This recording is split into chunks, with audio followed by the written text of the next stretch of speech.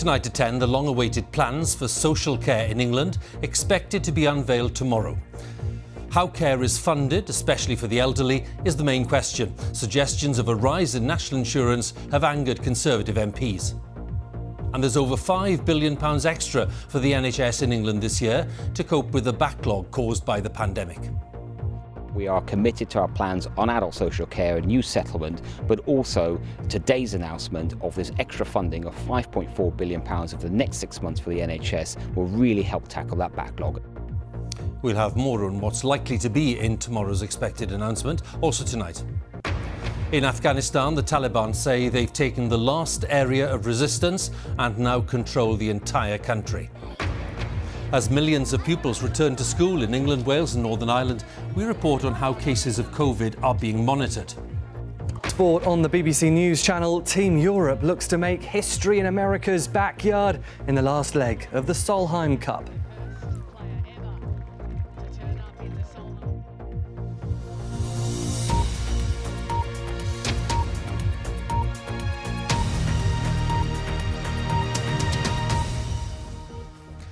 Good evening. The challenge that's defeated governments for many years, that of funding social care, especially for the elderly, is back in the spotlight.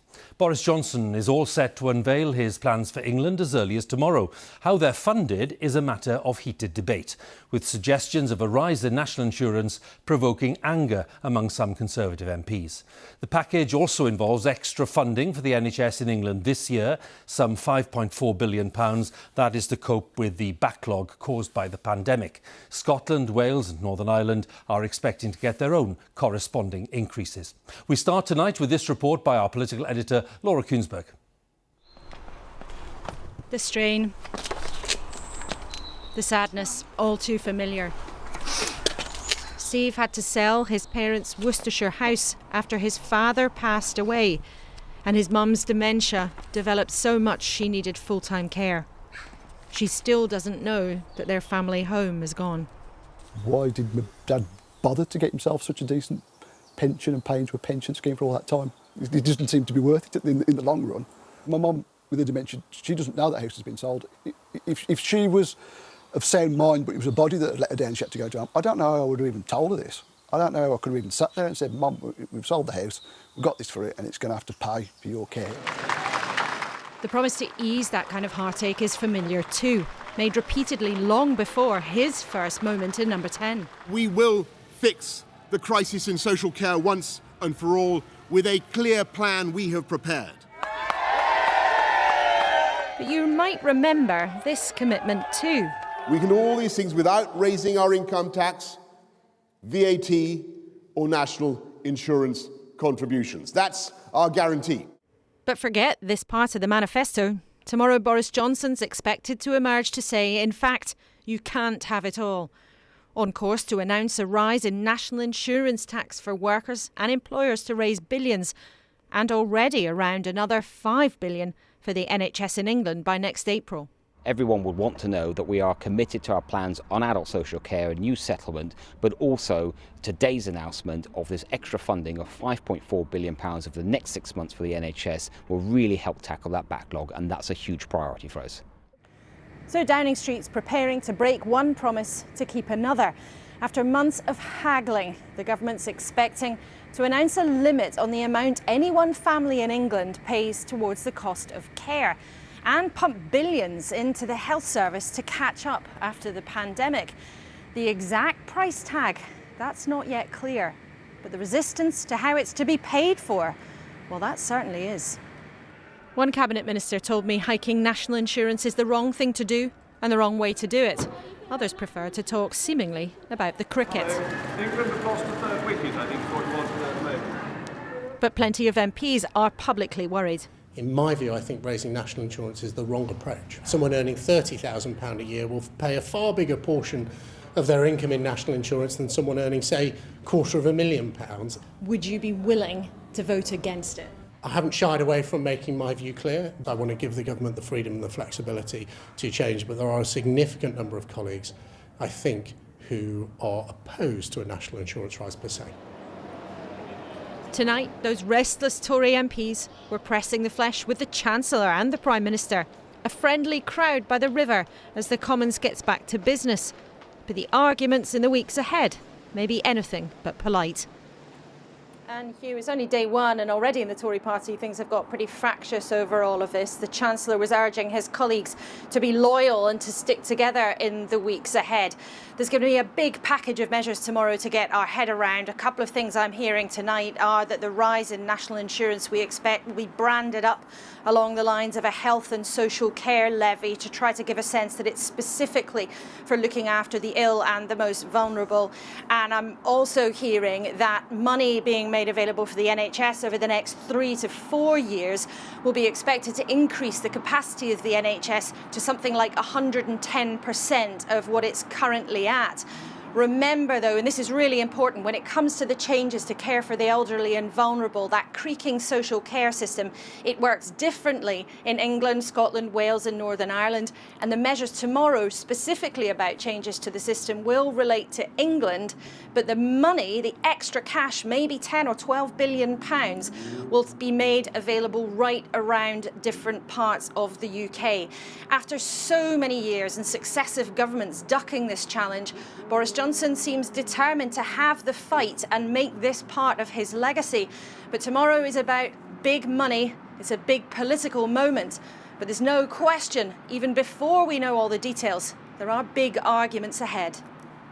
Laura, many thanks. We'll talk again tomorrow. Laura Kunsberg, our political editor. And indeed, as Laura was saying, the extra money announced for the NHS today is for the current financial year. There's a much bigger question about funding for the next 3 years, given the enormous challenges posed by the pandemic and, of course, that backlog for all kinds of treatments. And indeed the growing challenge of funding social care.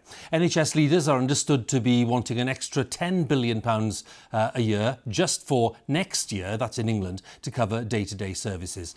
Our health editor Huw Pym looks at the plans and the options. The funding of health and social care. It's one of the biggest and trickiest issues facing ministers in all the UK's administrations. The needs of an ageing population must be addressed, and on top of that, the costs of COVID, with some vital decisions for England expected tomorrow. A 5-year plan for day-to-day spending by NHS England was announced in 2018. That's what the blue line shows. The orange line shows what's actually happening because of COVID, including today's funding announcement. The question now, how much more will be needed from next year? The scale of the backlog of waiting that we're seeing already, and we're expecting to grow for many years to come as people haven't had care over the last 18 months, is going to have a profound effect on the NHS. But also, if we can't run services as efficiently as we used to because of infection control, that adds to costs. The Treasury will have worked out what it thinks is affordable for the NHS. It's understood there's been a fierce debate with health ministers and officials over what's required to tackle the huge challenges ahead. The NHS relies on a smooth-running social care system, and not just for the elderly. About half of council spending in England is for the under 65s with disabilities. The question is how much more government funding is planned. So where might the extra money for the NHS and social care come from? Well, national insurance has been talked about. That's paid by those in work and their employers, but not by those above retirement age. Then there's income tax, which covers income above certain limits, including what pensioners get from their investments. Other taxes include capital gains tax and VAT, but those seem less likely options. Then there's higher borrowing, but that would have to be added to already high levels of government debt. Choosing income tax is something that no government has done other than right at the very top. Since the early 1970s, it's 50 years since we've had an increase in the main rates of income tax. Governments really hate to do that. National insurance contributions have actually risen quite a lot over the last 30 or 40 years. Governments seem keener to do that because actually the population seems happier with it. So ministers have to decide who pays and how much. Higher health spending in England automatically means proportionate increases for Scotland, Wales and Northern Ireland. Their ministers in turn need to make awkward decisions on how the money is allocated. Huw Pym, BBC News. Well, finding a credible funding solution for social care in England has been on the Conservative agenda for over a decade. We heard a little about that earlier on. Back in 2011, David Cameron set up a commission chaired by the economist Sir Andrew Dilnot to come up with proposals. And those proposals included no one having to pay more than £35,000 for their care. The state would pay for everything after that level. And people would need at least £100,000 in savings and assets before having to pay anything. But plans to implement these proposals were delayed and then dropped by subsequent governments. Now, our social affairs correspondent Alison Holt is here. Alison, to what extent can we expect the Johnson proposals, if I can call them that, to be roughly based on what we've just heard there? That's certainly what we're expecting. And if that is confirmed tomorrow, then the big question is going to be what level will that cap be set at? We know there have been arguments, discussions going on about whether it should be around about 50,000 or around about 80,000. The smart money at the moment seems to be pointing to that higher figure. And we also know from those past proposals that if someone is in residential care, then it's the care costs that count towards that cap or limit. It's not the accommodation costs. But so far, so much of the discussion has been about how we pay for these reforms with relatively little focus on what they need to do. We've also had a lot about selling houses and whether or not that's the right thing for people to be doing. But to concentrate on that is an oversimplification. It is worth saying that at the moment, if you have more than £23,250 in savings and assets, you will be on your own when it comes to paying for care, whether you live in a council house that you bought under right to buy or whether you live in a mansion. And the reason is because the current care system is in crisis. It's underfunded, it can have patchy quality, it struggles to get staffing. And in residential care, the people who pay for themselves end up subsidising those who get council help.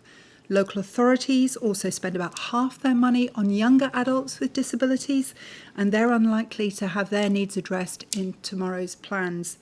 So the danger of too much heat and noise when it comes to how we pay for care is that even though that's important, we won't be concentrating on what sort of a care system we want for the future, because at its best it can keep people out of hospital and it can help them to have that better life for longer. Alison, many thanks once again. Alison Holt, our social affairs correspondent. Now let's move on to some of the day's other news. In Afghanistan, the Taliban say they're now in full control of the entire country after seizing the Panjshir Valley in the last area of armed resistance. The Taliban have released a video of their flag being raised in the centre of the provincial capital. The leader of the resistance fighters has called for a national uprising against the Taliban. Our chief international correspondent, Lise Doucette, has sent this report. A white flag of victory, the Taliban flag, the centre of the scenic Panjshir Valley. This last redoubt of armed opposition, now claimed by the Taliban. God is great, their fighters cry. In Kabul today, the Taliban spokesman had a message for the enemy. We have captured Panjshir with the will of God. We are telling those people who still want to fight, if they want a normal life, they are welcome in Afghanistan, their home. But they need to stop fueling instability. A defiant reply on social media. 32-year-old Commander Ahmed Massoud vows to continue the resistance. He says his men are still in Panjshir Valley and urges Afghans to rise up. The Taliban are getting on with the business of being in charge. This is the first visit by the UN's humanitarian chief, Martin Griffiths. He also stopped by here earlier today, a tented camp in a Kabul park. Thousands displaced by fighting in northern provinces when the Taliban advanced towards Kabul. Displacement, drought, hunger. Afghanistan was confronting a major humanitarian crisis even before the Taliban took power. Now the needs of this nation pose an urgent test for the international community and the Taliban. Shafiqa tells me she lost her husband in this war. Now she worries the Taliban won't let her work to support 4 children. What should we eat? What should we do? At Kabul airport before he left, Mr Griffiths told us he stressed the rights of women in his talks here. The international community needs to know that there is a genuine will on the part of the authorities to adhere to these principles, to understand them, and to learn about them over time. I've heard good words here, but none of us believe only in the value of words. Many now wait to see what the Taliban will do. Aid agencies, allies, most of all Afghans. The first step, forming a government to start moving forward. Lise Doucette, BBC News, Kabul. A court in Belarus has given lengthy prison sentences to two key opposition figures who led protests against President Lukashenko last year. Judges found that Maria Kolesnikova and Maxim Zhnak were guilty of extremism and plotting to seize power. The USA and Britain have condemned the sentencing. They say, like the European Union, that it entails a blatant violation of human rights. Criminal gangs are once again smuggling migrants across the English Channel. After 2 weeks of bad weather stopped them from doing so, 5 children were among 160 people detained by the UK Border Force. Another child was with more than 20 people on an inflatable boat that was rescued by the French authorities after it ran into difficulties. Let's have the latest tonight on the pandemic, and let's have a look at the official data. As it stands, there were just over 41,000 new infections recorded in the latest 24-hour period, which means an average of 37,698 cases per day in the past week. Latest figures show 7,606 people in hospital being treated for COVID. 45 deaths were reported in the latest 24-hour period. That's people who died within 28 days of a positive COVID test. And that takes the average number of deaths per day to 113 over the past week. Now, on vaccinations, nearly 88.8% of people over the age of 16 in the UK have had their first jab, and nearly 80% have now had both doses. More than 9 million children in England, Wales and Northern Ireland are back at school this week. The UK government says the number of coronavirus cases will be monitored very carefully. Cases in Scotland have risen since the school term began in the middle of August. Our education editor, Bramman Jeffries, has spent the day in the village of Ringmer in East Sussex as children return to the classroom there. Good morning. Good morning, Lily. Good morning. A welcome to soothe any new term nerves. Good morning. Hi, Mikey. Good morning, Archie. For Dolphin class, a return to familiar routines.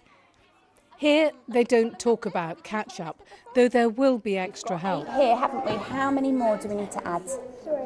The parents say social skills and confidence are the priority. I think it's going to take a little while for children to develop those social skills again. And to reach out to new people. They will filter through, and I just think really it's more just about their well-being and allowing children just to be children again. I think it's been a bigger effect on the mental health, where they've been away, where things have been totally different, where, you know, formative years of their life have been completely disrupted. Miles can remember school before COVID, but for Ella in year 2, some things will be new. If we get to play with everyone, it's more fun because we have more people in our games. There's more choice for who to play with, and we can hug more people. Shake your hands and fist bumping, high fives, and all of your, the stuff that makes you feel comfortable. Across the field at the secondary, team sports will be back this term.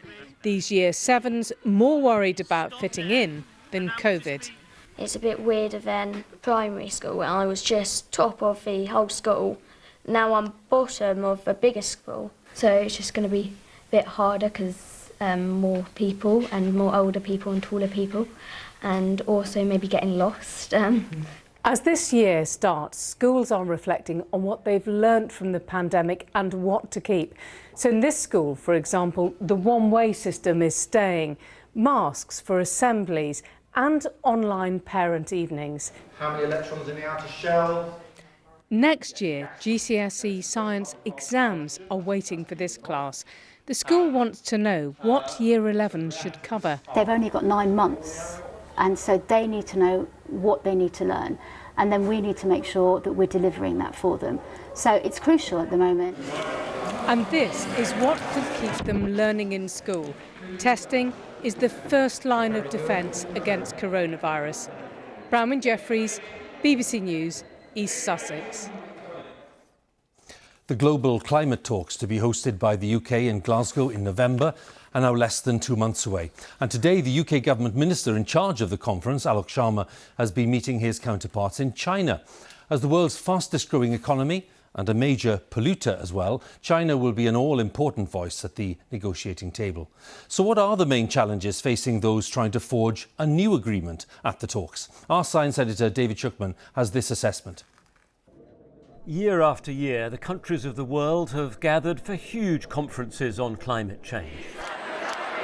I've seen for myself how they can go wrong, like in Copenhagen in 2009. So what's on the cards now for Glasgow? Well, the first challenge is to get rapid cuts in the gases heating the planet, something that just hasn't happened so far. Back in the early 90s, when climate negotiations started, about 35 billion tonnes of greenhouse gases were being emitted into the atmosphere every year. And since then, despite all the talking, those emissions have just kept climbing. Now, with all the plans and promises to cut them, they could fall to about 46 billion tonnes a year by 2030, but the science is incredibly clear that they need to come down far more than that if we're to have any chance of heading off the worst effects of higher temperatures, which is why this is such a crucial issue for the talks in Glasgow. Next, there's the question of financial help for the poorest countries. This is long overdue. It's developing nations like the Philippines that are hit hardest by climate change. They have been promised $100 billion a year, which they say is vital to adapt to more dangerous conditions. We want to see adaptation finance flowing to climate vulnerable nations that bear the brunt of extreme weather events or climate change, but had no reason to cause it. A third challenge is finalising the rules for measuring carbon. Previous meetings haven't managed to. This matters because as countries cut their emissions, there needs to be a way of accounting for that. Likewise, if forests are kept untouched to store carbon, that also has to be recognised. Right now, for example, if a major company wanted to, say, invest in preserving standing forest in the Amazon, there's not yet any clarity on whether those credits that would be generated from that can be claimed by Brazil as well as by the company making that investment. So as Glasgow prepares for thousands of delegates, there's a lot at stake. COVID makes it all more difficult, and there are just 8 weeks to get ready. David Schuckman, BBC News. Britain plans to further extend the post-Brexit grace periods on some goods imports to Northern Ireland. The extension will suspend new checks on cross-channel trade for some items like cold meats, due to be implemented within weeks. The government says it is to give London and Brussels more time for talks about trade. Clarence House says the Prince of Wales has no knowledge of claims that the head of one of his charities helped to secure an honour for a wealthy donor. The Prince and one of his closest advisers, Michael Fawcett, have been reported to the police over the allegations. Mr Fawcett, who has temporarily stepped down as chief executive of the Prince's Foundation, is accused of promising to help secure a knighthood and British citizenship for a Saudi businessman. Cricket news, and India have won the fourth test against England at the Oval. England were chasing a record 368 runs on the final day, but were bowled out for 210. And India now have a 2-1 lead in the series with one test left to play. Our sports correspondent Joe Wilson was watching. Look into my eyes, we've got this. Just 10 wickets to take and the whole day. Thus was India's perspective. England saw a long march towards 368, not steps but runs. 100 without loss. Could be possible, couldn't it? An edge from Rory Burns, a catch from the wicket-keeper, and India were off. You play 5 days, it's decided by seconds and centimetres. What a game. Haseeb Hameed set off here. David Malan was reacting, sprinting, stretching, not enough. run out. Hamid made 63 hours of work and then this, undone by Ravi Jadeja. Now watch those stumps. They're about to meet Jasprit Bumrah. Ollie Pope gone for 2. Johnny Bairstow did not score. Bumrah was unplayable and the oval danced. How many now? Moeen Ali caught and gone for none, 6 down. But if England couldn't win, they could still defy and draw. Look, there's still Joe Root. There's still a chance to stop India taking those wickets. There's England's captain, gone for 36. Some strokes make the whole picture. India knew it was their match now. It ended with a faint touch from Jimmy Anderson's bat. 210 all out. India are 2-1 up in the series, and yes, there is yet to come a final test. This week, Joe Wilson, BBC News. The last of the history-making British Paralympic team have been welcomed home at London's Heathrow Airport. They won a total of 124 medals across a record 18 sports at the Tokyo Paralympics, 41 of which were gold, with 38 silver and 45 bronze. Tennis news, and the British teenager Emma Raducanu is into the quarterfinals of the US Open.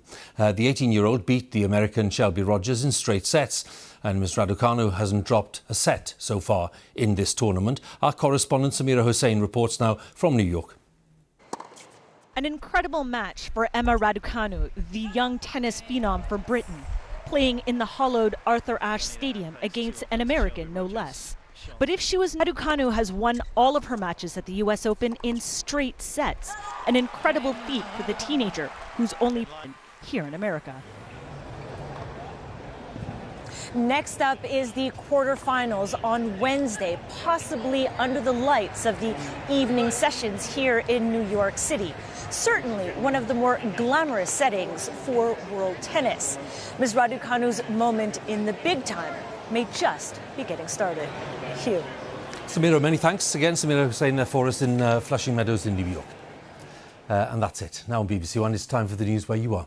Have a good night.